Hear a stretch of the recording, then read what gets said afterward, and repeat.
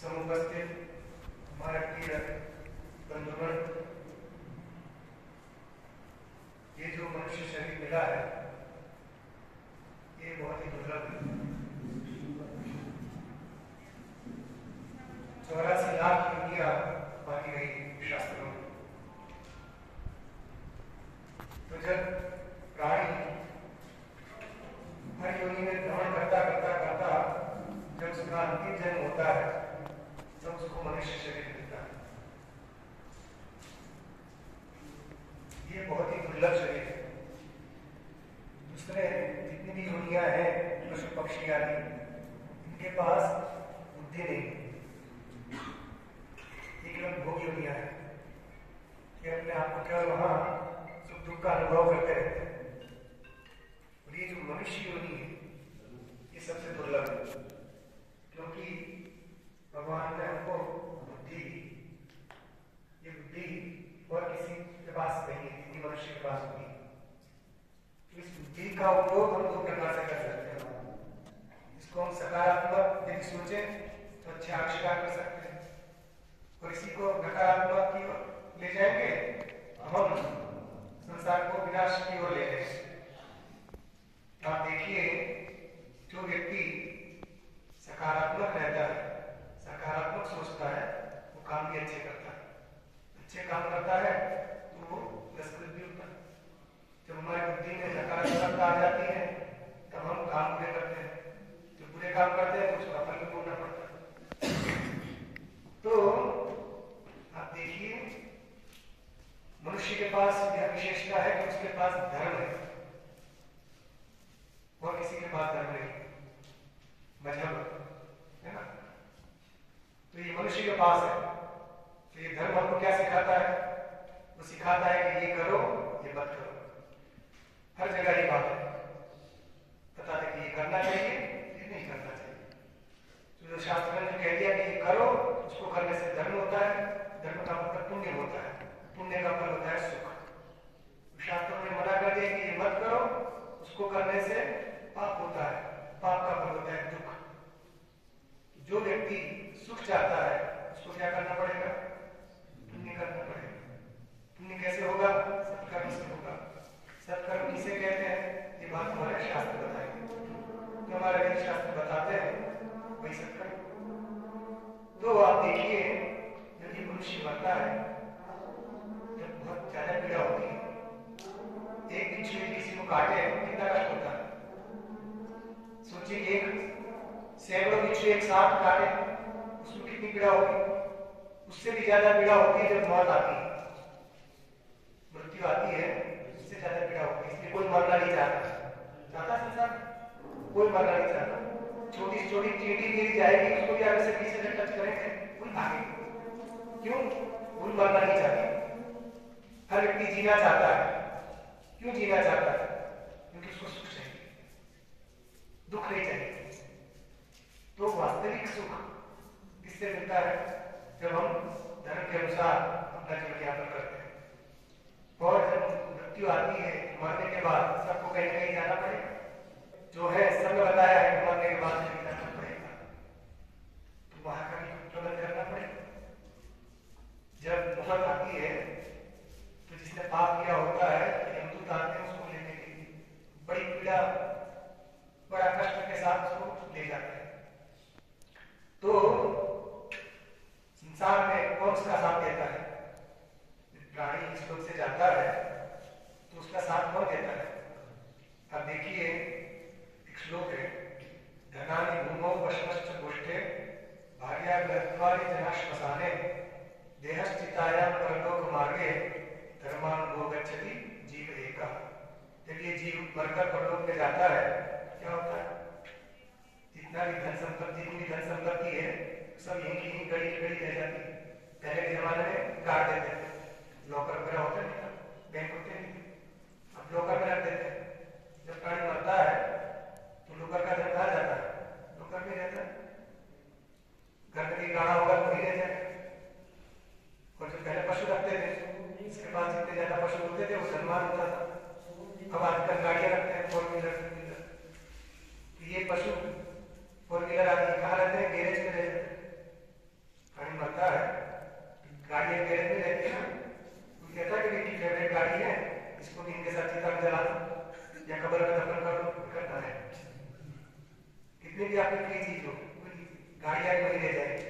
धन संपत्ति भी कही रह जाएगी। आपके रिश्तेदार नातेदार जिससे आप बहुत प्रेम करते हैं, पत्नी उससे लोग प्रेम करते हैं, वो सब कहाँ तक रहते हैं? रिश्तेदार नातेदार सब आपको श्मशान तक छोड़ने के लिए आएंगे। और पत्नी भी घर के द्वार तक रहेगी। और जिससे आप बहुत ज्यादा प्रेम करते हैं वो शरीर भी कहाँ तक साथ देता है? चिता तक, जलकर भस्म हो जाता है। इस शरीर भी हमारा परलोक में नहीं जाता साथ में। सोचिए कौन जाता है साथ में? साथ में व्यक्ति ने जैसे कर्म किए वे कर्म ही उसके साथ जाते हैं। भाई उसको परलोक में उसको अच्छे कर्म किए हैं तो उसको सुख मिलता है, बुरे किए हैं तो उसको नरक मिलता है। एक व्यक्ति था, उसके 3 मित्र थे। एक मित्र प्रतिदिन मिलता था और एक महीने में एक बार मिलता था और एक साल में एक बार मिलता था। एक बार उस पर केस चला, कोर्ट में बात पहुंच गई। अब गवाही देने के लिए बुलाया गया, कोई आया गवाही देने के लिए छोड़े।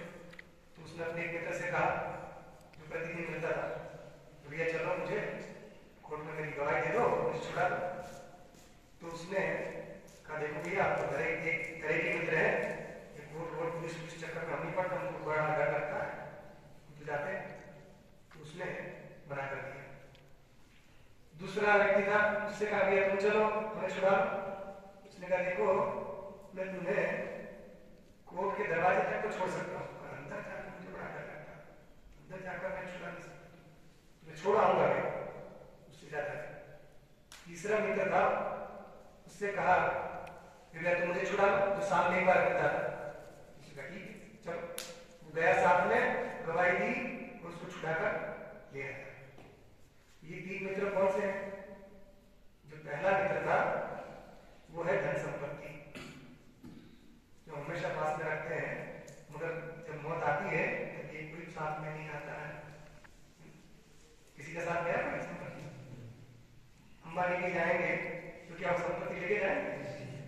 कोई नहीं लेके जाएगा, सब यहीं की रह जाएगी। इतना धनवान हो कैसा भी व्यक्ति, संपत्ति सारी यहीं रह जाएगी। इसी प्रकार रिश्तेदार नातेदार, जो दूसरा मित्र था वो कौन है? जो कुछ दिनों में मिलता था वो रिश्तेदार नातेदार है। ये सब भी आपको कहाँ तक साथ देंगे कि भाई ठीक है स्मशान तक छोड़ाएंगे। कोर्ट के बाहर छोड़ने का मतलब स्मशान तक छोड़ देना है। और जो तीसरा मित्र था वो कौन था? वो जो अंदर गया अदालत में, उसको छुड़ा कर लेकर आया, वो था धर्म। उसके कर्म सत्कर्म जो उसने किए थे वो उसका मित्र था। तो सच्चा मित्र धर्म ही है। सच्चे अच्छे जो कर्म करते हैं वही हमारा सच्चा मित्र है, वही हमको परलोक में यदि नरक से हमको बचाता है। और मृत्यु सबको आनी, संसार में कोई ऐसा पैदा नहीं हुआ कि जो मरेगा नहीं। यहाँ तक कि ब्रह्मा जी को भी अपना शरीर छोड़ना पड़ता है। चींटी से लेकर ब्रह्मा तक कोई भी शरीरधारी ऐसा नहीं है कि उसको अपना शरीर न छोड़ना पड़े, सबको अपना शरीर छोड़ना पड़ेगा। इसलिए जीते जी ऐसा काम कर लेना चाहिए कि जिससे उनको रूप में हानि ना हो, है ना। अब आप देखिए अपराध किसी से भी हो सकता है। अपराध होना उतनी बुरी बात नहीं है जितना अपराध को दोहराना बुरी बात है। गलती किसी से भी हो सकती है, मगर उस गलती को दोहराना, उसको सही सिद्ध करना, ये ज्यादा बड़ा अपराध। हमारे मानस में एक प्रसंग आता है रामायण में कि जब भगवान राम ने रावण का वध कर दिया, लंका पर विजय प्राप्त हो गई, तब हनुमान जी को भेजा कि जाओ, हनुमान जी को भेजा और कहा जाओ सीता जी को समाचार दे दो, उनको बता। जैसे ही हनुमान जी पहुंचे सीता जी के पास तो उनको समाचार दिया, कहा रावण को मार दिया है और राम जी विजय हो गए हैं, सीता जी की प्रसन्न हुई, आशीर्वाद दिया, सब हुआ। उसके बाद हनुमान जी की दृष्टि पड़ी तो आसपास सब राक्षसियां खड़ी हैं। तो हनुमान जी ने कहा माता जी आप यदि आज्ञा दें तो मैं इन राक्षसियों को ठीक करना चाहता हूँ। क्यों, क्या हुआ? जब मैं पहली बार आपके दर्शन करने के लिए आया था तब ये बहुत सारे राक्षस राक्षसियां आपको आंख दिखा रही, रावण ने कहा नहीं डरा, बहुत सारी राक्षसियां सीता जी को डराती थी, तो मुझे पता है कौन कौन डरा रही थी आपको, कौन आपको आंख दिखा रही थी, कौन दांत दिखा रही थी, कौन आपको डांट रही थी, मुझे सबका पता है। तो मैं चाहता हूँ जो आपको आंख दिखा रही थी उसकी आंख नोच डालूं, जो आपको दांत दिखा रही थी उसके दांत तोड़ डालूं, तो मैं सबको मसल मसल के सबका कचुम्बर कर देना चाहता हूँ, बस माँ मुझे अनुमति दे दे। तब सीता माता क्या बोली, और कोई होता क्या कहता, हाँ इन्होंने मुझे बहुत कष्ट दिया है माँ, और माँ वो जगदम्बा है। उन्होंने क्या कहा, उन्होंने कहा पापा नाम वा शुभा नाम वा बधारमाणा मुखा विवा कार्यम करुण मार्गेण न कश्चित् नापराध्यते। ये बात भी रामायण का श्लोक, वो कहते हैं चाहे कितने से बड़ा पापी क्यों ना हो अथवा पुण्यात्मा क्यों ना हो अथवा वध करने लायक क्यों उसने अपराध ना किया हो, किंतु जो आगे है सज्जन लोग हैं उनको क्या करना चाहिए, उनको करुणा करनी चाहिए। क्यों करुणा करनी चाहिए, सामने वाला अपराध करे फिर भी करुणा करे, कहा क्यों, न कश्चित् नापराध्यते। संसार में ऐसा कौन है जिससे अपराध नहीं होता, कोई प्राणी ऐसा नहीं है जिससे अपराध ना हो। संसार में प्रत्येक प्राणी कहीं ना कहीं अपराध कर बैठता है। तो कुछ लोग बताते सीता जी ने कहा देखो लक्ष्मण जी ने रेखा खींची, मैं उसको पार नहीं करती, तो यहाँ रावण मेरा हरण नहीं करता, और लक्ष्मण जी को भी राम जी ने आज्ञा दी थी कि तुम इनका ध्यान रखना, मगर मैंने कटु वचन बोले तो लक्ष्मण जी राम जी के पास गए, उन्होंने तुमसे भी आज्ञा का उल्लंघन हो गया। इतना ही नहीं, हनुमान तुमको तो केवल राम जी ने भेजा था, केवल अन्वेषण करने के लिए भेजा था ना, मगर तुमने पूरी लंका जला डाली। अपराध किससे नहीं होता है, अपराध किसी से भी हो सकता है संसार में, किंतु उस अपराध को दोहराना, उसका समर्थन करना, ये बड़ा अपराध होता है। अब देखिए दोष अपराध, ये जो जेल है ना, जेल में आपको क्यों लाया गया कि आपसे कोई ना कोई अपराध हो गया है? कानून की दृष्टि में 3 सत्ता होती है, एक राज सत्ता, एक धर्म सत्ता और एक समाज सत्ता। तो धर्म सत्ता के अंतर्गत है पुण्य पाप जो होते हैं, स्वर्ग नरक, ये सब धर्म सत्ता का भाग है। और समाज सत्ता में क्या होता है, रीति रिवाज जो होते हैं समाज के, जो हर समाज में अलग अलग अपने रीति रिवाज। और जो राज सत्ता है उसमें है ये कानून, दंड विधान, उसके अंदर आपको संविधान के अनुसार चलना पड़ेगा। जो भारत का संविधान बनाया है उसने बता दिया कौन सी चीज अपराध में है और कौन सी चीज अपराध नहीं। तो आपने कानून के विरुद्ध कोई कार्य किया तो आपको उसका दंड भोगना पड़ेगा, है? ये दंड भोगने के लिए स्थान बना दिया जिसको जेल कहते हैं। तो यहाँ जो आप आए हैं तो यहाँ आपको ये ग्लानि होनी चाहिए कि हमें यहाँ क्यों आना पड़ा, हम ऐसा काम हमने क्यों किया, क्या ग्लानि क्यों करें, ग्लानि इसलिए करनी है ताकि आपको दोबारा यहाँ ना आना पड़े। क्योंकि यद्यपि हम तो अंदर से वहां से अंदर आए, हमको लगी नहीं ना कि जेल है, वहां इतने सारा सुंदर सुंदर सब बगीचे बनाया है, सब अच्छे से कक्ष बनाए हैं, और आप सब भी लोग इतने अच्छे से बैठकर सुन रहे हैं, ऐसा नहीं लग रहा कि हम कैदियों को कुछ सुना रहे हैं, ऐसा लग रहा है कि जैसे सत्संग होता है ऐसे ही सत्संग प्रेमी लोग यहाँ बैठे हैं उन्हीं को सुना रहे हैं। तो आप देखिए ये अपराध जो है ये कानून के अंतर्गत हुआ आपका, है ना। तो शास्त्र में ये बताया गया है कि गुरुरात्मवताम शास्त्र राजा शास्त्रा गुरात्मनाम यह प्रच्छन्न पापानाम शास्त्रा वैव स्वतो यमः। जो जितेंद्रिय होते हैं उनके शासक होते हैं गुरु, वो गुरु के अनुशासन में रहते हैं, इसलिए किसी प्रकार का अपराध नहीं करते। तो धर्म के अनुसार चलते हैं, वे किसी प्रकार का अपराध नहीं करते। तो जो गुरु के शास्त्र के धर्म के अनुसार नहीं चलते हैं उनके लिए फिर ये कानून व्यवस्था बनाई गई। कानून जो है पुलिस है, राजा है, सब इसलिए है जो धर्म के अनुसार नहीं चलता है उसको उनका शासन करने के लिए उनके लिए जेल सारी सब बनाए गए। तो यहाँ पर भी कोई छूट जाए, अपराध कई लोग करते हैं, सब नहीं पकड़े जाते, आप पकड़े थे, पकड़े गए इसलिए जेल में। और भी कई सारे हैं जो पकड़े नहीं गए, अपराध किए हुए मगर नहीं पकड़े गए। तो जो नहीं पकड़े गए हैं तो वो छूटेंगे नहीं। आपको तो थोड़ा सा दंड मिल जाएगा उस समय के लिए, जो जितने समय के लिए आया है, मगर जो यहाँ से कानून से बच गए उनके लिए शास्त्रा उनके लिए यमराज को नियुक्त कर दिया है। यमराज की अदालत में कोई नहीं बच सकता, वहां पर सबको जाना पड़ेगा और वहां पर ही देना पड़ेगा पैसा। यहाँ पर तो थोड़ा कम रहता है, 1 साल 2 साल 10 साल की सजा, वहां पर तो हजार साल के लिए भटक दिया जाता है। तो जन्म सोचता है कि बड़ा दुर्लभ है। अब देखिए कैसे मिलता है मनुष्य, जब माँ के पेट में रहता है ये प्राणी तो 9 महीने तक रहता है, उसका सिर नीचे रहता है, पैर ऊपर रहते हैं और बड़ा कष्ट पाता है, ढील नहीं सकता।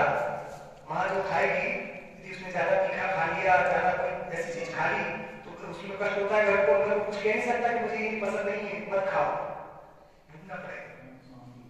और दूसरी बात, जब ये उल्टा लटका रहता है, सर नीचे रहता है और पैर ऊपर रहते हैं, तो इसकी कुंडलिनी जागृत हो जाती है, कुंडलिनी शक्ति जागृत हो जाती है।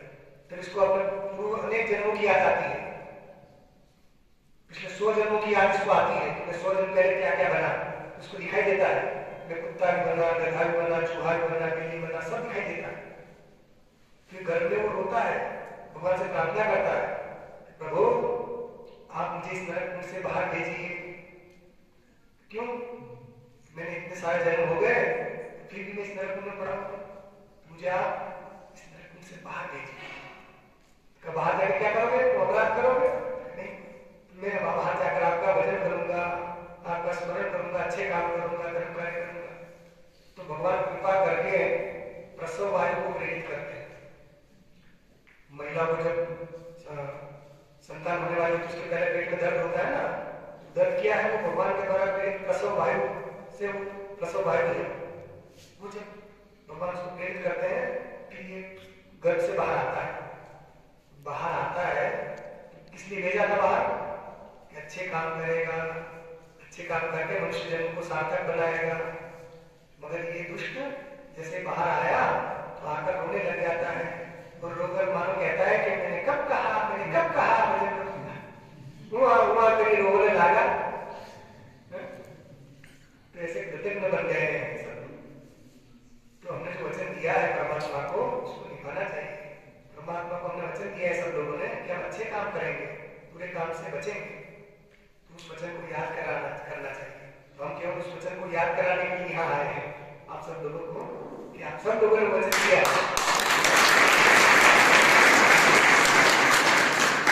उसको याद कीजिए। अब आप कहोगे ठीक है, हमको वचन याद आपने करा दिया, अच्छी बात है, हम उसका पालन करें। पर अभी तो अंदर है, जुड़े को बाहर जाने देंगे जेल साहब, है ना? तो उसके लिए क्या है? वस्तुतः ये जेल क्या है? जैसे हमारे स्वर्ग की जो बात होती है, हमारा यहाँ तो अद्वैत सिद्धांत है। जीव ब्रह्मा से लेकर चींटी तक सब में एक आत्मा है और वो नित्य शुद्ध मुक्त है। ये हमारा भारतीय दर्शन का सर्वोच्च बात है। किसी में कोई भेदभाव नहीं, भेदभाव केवल व्यवहारिक दृष्टि से, आत्मदृष्टि से हम सब एक है। तो आप सबके अंदर जो आत्मा है वही हमारे अंदर है, वही सबके अंदर है। ये हमारा दर्शन है। मगर व्यवहार में अभेद नहीं चलता है, इसलिए व्यवहार में सब बात बताई जाती है। और जेल क्या है? अभी हम बाहर से आए थे, गेट जो था अपना, उस गेट पर लिखा हुआ था कि यह जेल नहीं है, आत्मचिंतन का मंदिर है। कैसे था? जेल नहीं, आत्मचिंतन का मंदिर है। बात देखिए, कितनी बड़ी बात देखिए। अंदर आते हैं तो हनुमान जी के और कौन से दुर्गा जी कौन दिखते हैं? हनुमान जी का चित्र था और किसका था? हाँ, उनके पहले 3 चित्र थे। तो हनुमान जी विराजमान, तो ये आत्मचिंतन का मंदिर है। इसका मतलब क्या है? अब देखिए हमारे यहाँ जो स्वर्ग नरक की जो बताई जाती है, डर दिखाया जाता है कि नरक में जाना पड़ेगा, ये क्यों दिखाया जाता है? ताकि आप अपराध से बचें। बाकी वस्तुतः नरक क्या है? नरक को यदि आप अपनी भाषा में समझना चाह रहे हैं तो नरक है वॉशिंग मशीन। वॉशिंग मशीन होती है ना, कपड़े धोने की मशीन, ऐसे ही नरक है। वॉशिंग मशीन में क्या होता है? हम कपड़े डालते हैं और धुलकर बाहर आ जाते हैं। क्या कपड़ा अंदर से कट पिट जाता है? फट जाता है? साफ सुथरा होकर बाहर आता है। इसी प्रकार नरक भी क्या है, ये जेल भी क्या है? ये वॉशिंग मशीन है। यहाँ पर आपको साफ सुथरा बनाने के लिए यहाँ बुलाया गया है कि आपसे जो अपराध हो गया, कपड़े मेरे हो जाते हैं, जो अच्छा कपड़ा हो उसको मशीन में नहीं डालता, जब खराब हो जाता है तो उसको मशीन में डालना पड़ता है साफ करने के लिए। इसी प्रकार आपसे कोई अपराध हो गया तो आपको ये वॉशिंग मशीन, जेल रूपी वॉशिंग मशीन में डाल दिया गया। अब आपको यहाँ पर आपकी सफाई हो रही है, ठीक है। अब सफाई होने के बाद जो जितने दिन के लिए रहेगा उसके बाद वापस बाहर जाएगा। यहाँ पर पढ़ा के रहे थे, वो करना है, बहुत सारी एक्टिविटी हो रही, अभी हमको पूरी जानकारी नहीं है, मगर आते ही हमको ऐसा नहीं लगा कि ये जेल है, पहली बार आना है जेल और सब चीजों से हमारा कभी नाता नहीं रहा। तो इस वॉशिंग मशीन में आए हैं तो यहाँ से साफ सुथरा होकर आपको जाना है, ठीक है। और यहाँ से जब आप जाएंगे तो फिर यहाँ वापस ना आना पड़े, ऐसा काम करना है। कपड़ा मेला करोगे फिर बांधना पड़ेगा। तो कोई भी हमारे जितने भी अधिकारी में बैठे हैं, ये लोग नहीं चाहते हैं कि आपको दंड दें, आपको मारे पीटे, आपको किसी प्रकार से कुछ करें। ये तो कुछ चाहते हैं कि अपराध कम हो। पुलिस किस लिए होती है? कानून व्यवस्था बनाने के लिए, आपको कष्ट देने के लिए नहीं। वे तो चाहते हैं कि आप अच्छे नागरिक बने। अच्छे नागरिक बनाने के लिए यहाँ आपको लाया गया है कि आपने जो अपराध किया तो दंड भोगिए, बाद में उनका काम आप न करेंगे और दूसरों को भी प्रेरणा दें। तो ये कानून व्यवस्था जो हो गई, इसके अनुसार भी हमें अपराध नहीं करना चाहिए, और दूसरा धर्म के अनुसार तो हमें अपराध बिल्कुल नहीं करना चाहिए, क्योंकि जो धर्म के विरुद्ध कार्य करता है तो उसको बहुत पीड़ा होती है। तो संसार में कोई व्यक्ति दुखी होना नहीं चाहता। आप सभी सुखी होना चाहते हैं? सुखी होना कौन कौन चाहता है? हाथ ऊंचा करो। अच्छा, दुखी होना कौन कौन चाहता है? हाथ ऊंचा करो। दुखी होना चाहते हैं कोई? एक भी हाथ ऊपर करो। क्यों? संसार में कोई प्राणी ऐसा नहीं जो दुखी होना चाहे। तो हम सबको सुख का मूल क्या है, सुख का स्रोत क्या है? वह धर्म है। तो हमें धर्म के अनुसार चलना चाहिए। जब धर्म के अनुसार चलोगे तो जेल की, पुलिस की, सबकी आपको आवश्यकता नहीं पड़ेगी। जब सतीत था उस समय पुलिस और ये अदालत सब नहीं था। क्यों? क्योंकि सब लोग धर्म के अनुसार चलते थे। सब लग चले, सब लगकारी परस्पर प्रीति चले, सुधर्म निरत सुखी नीति। भगवान राम के राज्य में बैठे रहते थे पुलिस वाले, कोई आओ कोई भाई दर्ज करो, कोई अदालत में कोई केस ही नहीं, क्योंकि सब लोग अपने आप धर्म के अनुसार चलते थे, सब अपने अपने धर्म का पालन करते थे। तो ये लड़ाई झगड़ा फसाद पूरी कुछ नहीं होता था।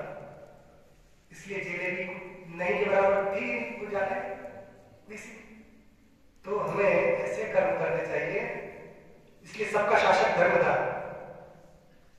राजा को क्यों बनाया गया था? कोई अपराध ना करे, इसलिए राजा है। तो कोई अपराध ही ना मिले तो किस पर आप शासन करें? जनता है तो उनके लिए नेता होते हैं। जनता ही ना हो तो किसका नेता हो? देश है तो देश का कोई शासक होता है। जेल है तो हमारा जेलर साहब है।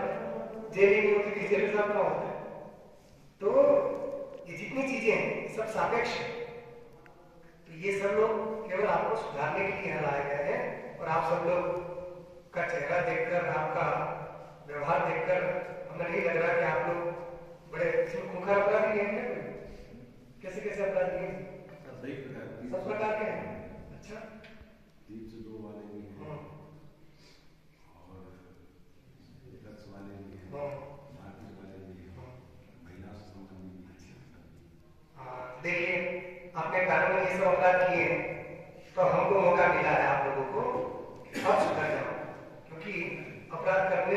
अपेक्षा अपराध को दोहराना, उसका समर्थन करना बड़ा अपराध माना जाता है। इसलिए आज से संकल्प ले लीजिए। हम केवल आपको स्मरण कराने के लिए आए हैं कि आप सब लोगों ने माँ के गर्भ में जब थे तब परमात्मा से, अल्लाह ताला से ये प्रॉमिस किया था हम गलत काम नहीं करेंगे, अच्छे काम करेंगे। तो अपनी प्रतिज्ञा को याद कीजिए और यहाँ से जब आप निकले तो अच्छे नागरिक बन के निकले, है ना। और मशीन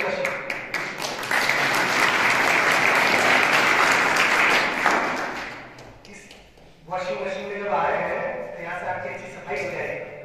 उसके बाद आप निकले तो अच्छा ड्रेस वाला कपड़ा समाज तभी ये मनुष्य जन्म सार्थक होगा। ये मनुष्य जन्म बहुत दुर्लभ है, बार बार नहीं मिलता है। क्या पता इसके बाद कौन सी मिल जाए। इसलिए इस मनुष्य जन्म को व्यर्थ नहीं गंवाना चाहिए। बस इतना ही कहकर अपनी बात को पूर्ण करते हैं। हमारे गुरुदेव ब्रह्मलीन जगत गुरु शंकराचार्य स्वामी स्वरूपानंद सरस्वती जी महाराज, उन सबका आशीर्वाद आप सबको प्राप्त हो और भगवान आपको ऐसी बुद्धि दे कि आप सब लोग अपराध के मार्ग से हटकर एक अच्छे नागरिक बने और समाज में और देश का